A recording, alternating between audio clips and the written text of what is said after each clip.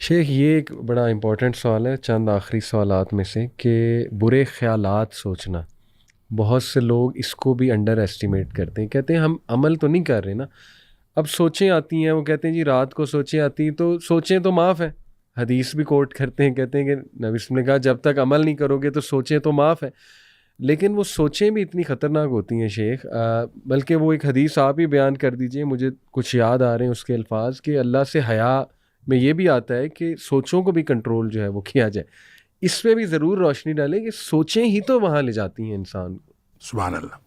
دیکھیں، جو آپ جس حدیث کا ذکر کر رہے ہیں، وہ اس میں نبی پاک صلی اللہ علیہ وسلم فرمائے استحیوا من اللہ حق الحیا، اللہ سے اس طرح حیا کرو جس طرح اللہ سے حیا کرنے کا حق ہے۔ اللہ اکبر۔ تو صحابہ کرام نے کہا ہم اللہ سے حیا کرتے ہیں، اس میں کون سی بات ہے؟ نبی کریم صلی اللہ علیہ وسلم نے فرمایا من استحیا من اللہ حق الحیا فلیحفظ الرأس وما وعى، اس کو اپنے دماغ، سر کی بھی حفاظت کرنی چاہیے اور جو کچھ دماغ میں ہے اس کی بھی حفاظت کرنی چاہیے، یعنی سوچوں کی حفاظت کرنی۔ اور اس کے علاوہ فرمایا وَلْيَحْفَظِ الْبَطْنَ وَمَا حَوَىٰ، اور اپنے پیٹ کی اور اس کی جو خواہشات ہیں اس کی بھی حفاظت کرنی چاہیے۔ بالکل۔ اس کا مطلب یہ ہے کہ جب تک وہ اپنی سوچوں کی حفاظت نہیں کرتا، اور اس کے ساتھ ایک دو چیزیں اور نبی پاک صلی اللہ علیہ وسلم فرمائے، پھر آپ نے فرمایا وَمَنْ فَعَلَ ذَلِكَ، جو شخص یہ کرے گا اس شخص نے فقد استحیا من اللہ حق الحیا، اس شخص نے حیا کیا اللہ سے، وہ حیا کی جو اللہ سے حیا کرنے کا حق ہے۔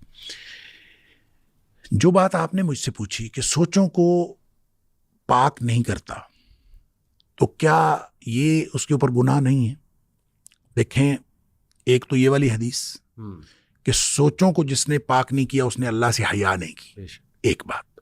دوسری بات یہ کہ قرآن کہتا ہے کہ ان السمع والبصر والفؤاد کل اولئک کان عنہ مسئولا، جس طرح نگاہوں کی باز پرس ہوگی، جس طرح کانوں کی باز پرس ہوگی، اسی طرح دل کی بھی باز پرس ہوگی۔ صحیح۔ دل کے اندر جو باتیں ہیں اس کے بارے میں بھی پوچھا جائے گا۔ اور اسی طرح اللہ تعالیٰ نے قرآن میں فرمایا کہ جو چیز چاہے تم چھپاؤ چاہے تم ظاہر کرو،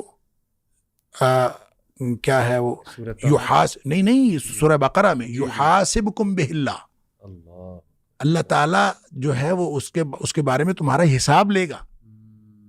اچھا، اب جو چیز آپ ظاہر کرو، جو آپ ظاہر کرو چاہے چھپاؤ، جو کچھ دل میں ہے اللہ تعالیٰ جو ہے وہ تمہارا حساب لے گا۔ اس کا مطلب یہ ہے کہ دل میں جو کچھ بھی ہے اس کا حساب ہونا ہے، سوچوں کا بھی حساب ہونا ہے۔ یہ غلط ہے کہ سوچوں کا حساب نہیں ہونا۔ یہ فرق صرف یہ ہے کہ وہ سوچیں جو حضرات صحابہ کرام نے جو پوچھا کہ جب ہم کوئی عمل کرتے، جب ہم سوچیں آتی ہیں تو اس کے بارے میں پوچھا جائے گا کہ نہیں، تو نبی پاک صلی اللہ علیہ وسلم نہیں پوچھا جائے گا۔ یہ اصل میں غیر ارادی سوچیں ہیں، غیر ارادی سوچیں، غیر ارادی سوچ آئی، آپ نے جھٹک دی، نہیں جھٹکی گئی، پھنس گئے، کوئی بات نہیں، لیکن آپ کا ارادہ اس میں شامل نہیں ہے، اور آپ نے نہ اس کو زبان پہ لا کے اظہار کیا، نہ آپ نے اس پر عمل کیا، اس کے اوپر کوئی گناہ نہیں۔ صحیح۔ ایک سوچ وہ ہے جو آپ اس کو سوچ کے حظ اٹھاتے ہیں، پالتے ہیں، جان بوجھ کے، جس کو آپ جان بوجھ کے پالتے ہیں، اس کے بارے میں یہ نہیں کہا گیا کہ اس کے بارے میں سوال نہیں ہوگا۔ دیکھیں، جو نبی پاک صلی اللہ علیہ وسلم نے یہ فرمایا نا کہ سوچوں کے اوپر عمل نہ کیا جائے تو حساب نہیں ہوگا، وہ بالکل اسی طرح ہے جیسے آپ نے فرمایا پہلی نگاہ معاف ہے۔ پہلی نگاہ سے مراد غیر ارادی نگاہ ہے۔ اگر کسی نے ارادی طور پر پہلی نگاہ ڈالی تو وہ بھی معاف نہیں ہے، اس کا بھی حساب ہے۔ بالکل اسی طرح اگر سوچیں غیر ارادی ہیں تو اس کے اوپر کوئی حساب نہیں ہے، اور اگر سوچ پالتا ہے، سوچ کے اس کو پال کے اس سے لطف اٹھاتا ہے تو اس کا تو حساب ہے۔ اور یہی سوچیں انسان کو بدعمالی کی طرف لے کے جاتی ہیں، اور انسان کے عمل کے اوپر اس کا اثر ہوتا ہے۔ اس لیے قرآن کی یہ بات اور نبی پاک صلی اللہ علیہ وسلم کا فرمان یہ بتاتا ہے کہ سوچوں کو بھی جب تک پاک نہیں کیا جائے گا اس وقت تک جو ہے وہ اللہ کے ہاں جواب دہی کے لیے اپنے آپ کو تیار نہیں کرتا۔ اس کو اپنے سوچوں کے بھی جواب دہی کے لیے تیار رہنا چاہیے، اور اپنی سوچوں کو بھی پاکیزہ رکھنا چاہیے. پاکیزہ رکھنا چاہیے. اور شیخ کچھ بہت پاورفل آیات جیسے ہمیں خود ینگسٹرز آ کے بتاتے ہیں کہ جب ہمیں بہت سوچیں آئیں یا خواہش پیدا ہو تو کچھ آیات وہ کہتے ہیں ہم نے سلیکٹ کی ہوئی ہیں جو ہمیں بڑا ہیلپ آؤٹ کرتی ہیں. جیسے ولی من خاف مقام ربی جنتان، بڑی موٹیویشن ہے یہ ینگسٹرز کے لیے نا کہ جو ڈر گیا اللہ سے اکیلے میں اور سامنے کھڑے ہونے سے اللہ کے جواب دینے سے، تو اس کے لیے 2 جنت کے باغات ہیں. تو میں تو ینگسٹرز کو کہتا ہوں کہ جنت کے بارے میں سوچو کہ سبحان اللہ یہ دنیا کی عورتیں کیا ہیں. مطلب آپ جنت کو لے کر آؤ مائنڈ میں، آپ حوروں کا مائنڈ میں لے کر آؤ. کیا آپ کو نہیں چاہیے؟ ہمیشہ کی زندگی نہیں چاہیے؟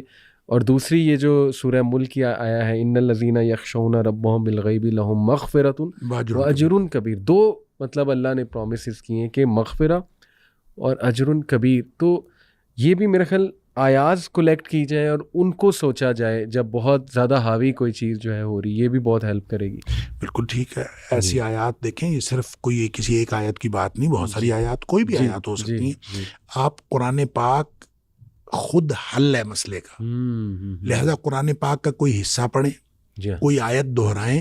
آپ سورہ اخلاص ہی دہرانا شروع کر دیں، سبحان اللہ، سورہ اخلاص دہرانا شروع کر دیں، سورہ فاتحہ دہرانا شروع کر دیں، آپ آیت الکرسی دہرانا شروع کر دیں، آپ یہ جو آمن الرسول ہے یہ دہرانا شروع کر دیں. یعنی جو بھی آیات آپ پکڑ لیتے ہیں اور ان کو آپ دہرائیں، تو پورا قرآن آپ نہیں پڑھ سکتے تو آپ کچھ آیات جو ہیں وہ ان کو دہراتے رہیں. انشاءاللہ یہ آپ کے اندر وہ انرجی بوسٹ کریں گی جس کے ذریعے سے آپ گناہوں سے بچ سکیں گے. ایکسیلنٹ. آخری بات، بس ٹائم بھی ختم ہو رہا ہے، کہ ان بطش ربک لشدید، اللہ کی پکڑ بھی بہت سخت ہے. ایک طرف اگر اللہ بہت رحمان ہے، بہت رحیم ہے، تو اگین یہ مرد ایسے جو چینج نہیں ہونا چاہ رہے، کوشش نہیں کر رہے، بیویوں کو مجبور کر رہے ہیں، اپنی بھی زندگی برباد کر رہے ہیں، اپنے خاندان کی، اپنی بیویوں کی، اپنے بچوں کی بھی زندگی رسک میں ڈال رہے ہیں. ان کو انشاءاللہ آپ کی ایڈوائس اور آپ کے تھرو میں چاہتا ہوں ایک ریمائنڈر، تاکہ ہماری آواز وہاں تک پہنچ جائے، ایک ہلا دینے والا. انشاءاللہ آپ کیا ریمائنڈر جو ہے جانے سے پہلے دینا چاہیں گے انشاءاللہ ایسے لوگوں کو؟ دیکھیں، اگلا لمحہ ہماری موت کا لمحہ ہو سکتا ہے. اللہ اللہ. یہ جو سانس اندر جا رہی ہے نا اور باہر آ رہی ہے، یہ بالکل کسی بھی لمحے رک سکتی ہے. اللہ. اور بس اللہ کا حکم ہونا ہے اور یہ سانس رک جانی ہے. بالکل بالکل. ہو سکتا ہے جس گناہ میں آپ مبتلا ہیں اس گناہ کی کیفیت میں آپ کی سانس رک جائے. استغفر. لہذا حسن خاتمہ کی فکر کریں کہ آپ کا جو خاتمہ ہو کسی اچھی جگہ پہ ہو، کسی اچھے مقام پہ ہو. یقین کریں، میں ابھی یو کے سے ہو کے آیا ہوں نا، میری اہلیہ ساتھ تھی، تو مجھے پتہ کیا کہتی ہیں؟ مجھے کہتی میں نے اب یو کے نہیں جانا. اچھا. میں نے کہا کیوں؟